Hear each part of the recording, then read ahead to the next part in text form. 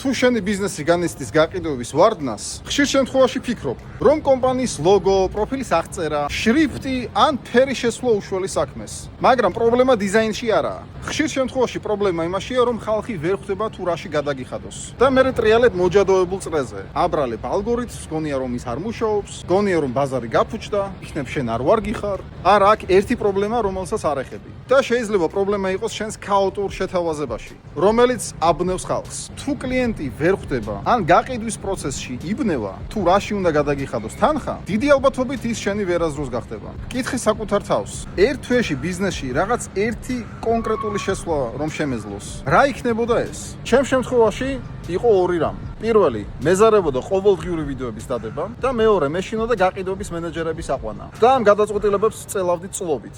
და ბიზნესი მუდმივად ერთ წრეზე ტრიალებდა. და დაიმახსოვრე, თუ შენი ბიზნესი არ იზრდება, ეს არ არის ბიზნესი. რეალური მიზეზი ყოველთვის არაკომფორტულია. ნუ გაურბიხარ მას. გამოიწერა ჩემი არხი, აქ მეტი ინფორმაცია სოციალ მედია მარკეტინგზე, გაყიდვებზე და ბიზნეს აზროვნებაზე.